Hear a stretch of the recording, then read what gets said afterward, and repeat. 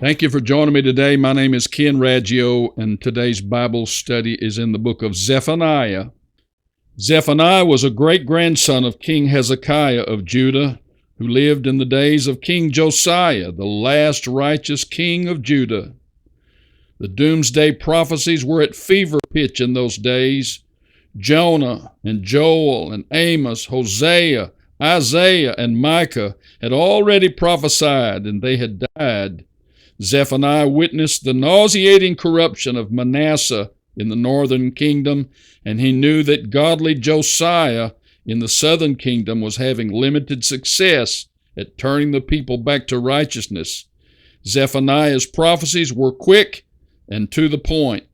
Zephaniah 1 verse 1 and 2, the word of the Lord which came unto Zephaniah, I will utterly consume all things from off the land, saith the Lord. Zephaniah prophesied the Lord would cleanse the land by consumption. This major prophecy is rooted in Leviticus 26:15 and Deuteronomy 28. Both Isaiah and Daniel declared it. God will cleanse the land by consumption at Armageddon. Will there be a nuclear holocaust? Who knows? Who can say how bad it will be? Zephaniah chapter 1 verse 2 to 6, I will utterly consume all things from off the land, saith the Lord, man and beast, fowls and fishes, stumbling blocks, the wicked. I will cut off man from off the land, Judah, the inhabitants of Jerusalem, the remnant of Baal, them that worship the host of heaven, that swear by the Lord, that swear by Malcolm, that are turned back from the Lord, that have not sought the Lord.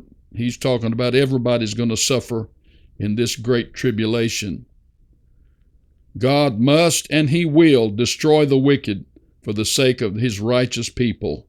Righteousness will be universal when Jesus returns. God sacrifices the wicked for the righteous.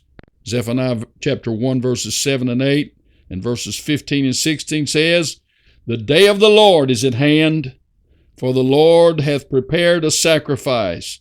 He hath bid his guests, in the day of the Lord's sacrifice, that I will punish.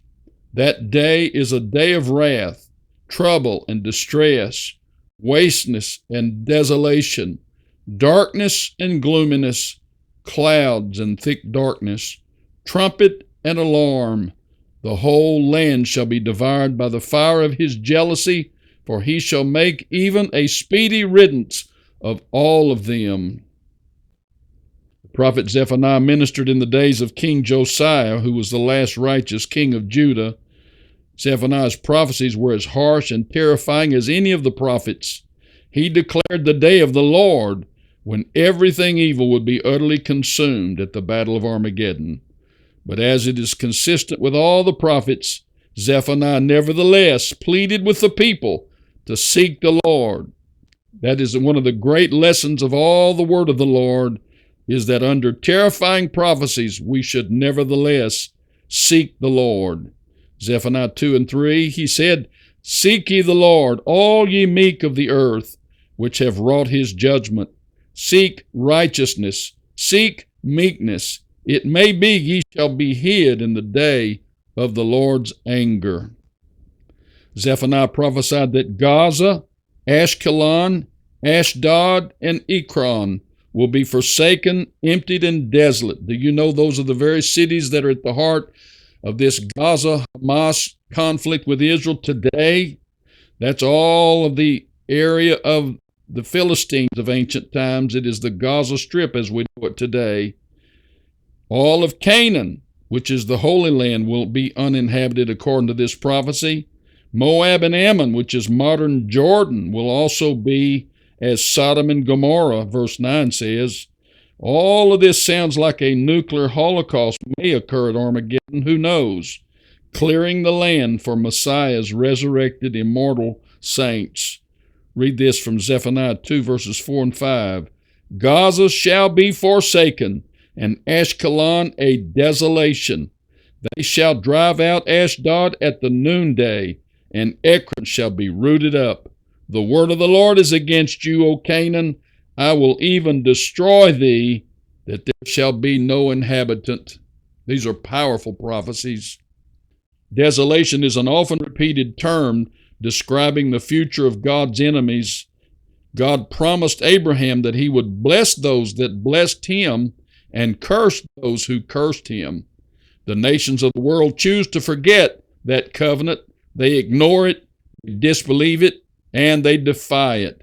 But that sacred covenant between God and Abraham will stand forever, and God and Israel's enemies will utterly come to naught one of these days, and there will be a perpetual desolation of his enemies. Zephaniah 2, 9-11, a perpetual desolation. This shall they have for their pride, because they have reproached and magnified themselves against the people of the Lord of hosts. The Lord will be terrible unto them. Most Bible commentators ascribe the second chapter of Zephaniah to ancient events against Assyria and Nineveh, which could only be partially true because several of these cities have never been totally destroyed. So the prophecies must yet be fulfilled in future events. Zephaniah also clearly said that the Lord would famish all the gods of the earth and men would worship him. That is an ultimatum of great finality, a powerful messianic prophecy about his millennial kingdom. Zephaniah 2:11, for he will famish all the gods of the earth, and men shall worship him, even all the isles of the heathen. That could only happen when Jesus returns. Let me speak of Assyria and Nineveh at Armageddon. These are ancient territories up around Turkey and Syria. The man of sin, according to all the various Bible prophecies, will come to rule Palestine from Assyria, most likely Turkey, possibly Syria or portions of Iran or Iraq. But I expect European powers, and especially the Roman Catholic Church under the leadership of the false prophet Pope of Revelation 13, to approve an Assyrian Muslim in Jerusalem who will crush Israel until Jesus comes back at Armageddon. Jesus will destroy the Assyrian and Nineveh. Mosul, Iraq today, in the province of Nineveh, Iraq, has recently been a Sunni Islamic Al-Qaeda stronghold dedicated to the destruction of Israel. But Zephaniah 2:13 says that he, speaking of God, will stretch out his hand against the north and destroy Assyria, and he will make Nineveh a desolation. So we're expecting this Assyrian man of sin to be destroyed by Jesus Christ, not only the man, but his territory as well. Zephaniah denounced Jerusalem as the filthy and polluted and oppressing city because of their sins. They disobeyed and trusted not God. He denounced their princes and judges and prophets for pathetic sins. God cut off nations and made them desolate, trying to persuade Israel to fear him. But despite all of God's doings, they persisted in their sins. Consequently, God determined to purge the earth with fire. Zephaniah 3:8, my determination is to gather the nations, that I may assemble the kingdoms, to pour upon them mine indignation, even all my fierce anger, for all the earth shall be devoured with the fire of my jealousy. That's an Armageddon prophecy, speaking of the second coming of Jesus Christ. Here's another subject that's very interesting, a pure language. What language will be spoken in Israel during the millennial kingdom of Christ? Could there be any doubt that it will be Hebrew? The Old Testament is written in classical Hebrew. Jesus spoke to the Apostle Paul from heaven, speaking in Hebrew. It was extinct for nearly 2,000 years, but conversational Hebrew, we call it the Holy Tongue, is now spoken by over 7 million people. Does this prophecy indicate that it will become a universal language in the millennium? Listen, Zephaniah 3:9, for then will I turn to the people a pure language, that they may all call upon the name of the Lord to serve him with one consent. We'll just have to wait and see. All kings, nations, and men are pawns in the hands of the only sovereign God. He said, I will take away them that rejoice in thy pride. I will leave an afflicted and poor people. I will gather them that are sorrowful. I will undo all that afflict thee. I will save her that halteth. I will get them praise and fame. I will bring you again. I will make you a name and a praise among all people. Zephaniah 3:17.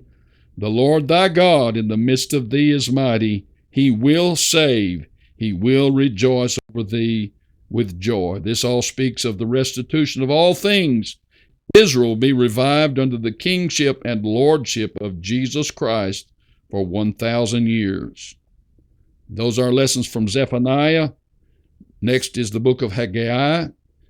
Thank you for joining me. May God bless you and save your eternal soul in Jesus' name. Thank you for watching. Please like and share and follow me on Facebook, Twitter, MeWe, Gab, CloudHub, BitChute, Rumble, YouTube, Telegram, Truth Social, Instagram, and LinkedIn. Visit my website at KenRaggio.com for thousands of pages of Bible articles on every subject. Subscribe to receive my daily Bible studies by email. Go to Amazon, search for books by Ken Raggio. You'll see my daily Bible companion, 5,000 lessons almost from every chapter of the Bible, 2-volume set, Old and New Testaments. Get the Daniel prophecies, God's plan for the last days, 726 pages with footnotes, 175 photos, one of the most powerful prophecy teachings anywhere. Get the greatest doctrines of the Bible. Get praying on purpose, praying for results, how men prevail with God. Get Long Winding Road, my very personal story, and Treasures of Darkness, how to see the glory of God in your darkest trials. Click the link below if you want all 9 books for only $125 here in the United States only. And please donate through the link below, and then share these videos with your friends. And I'll see you next time. Good night.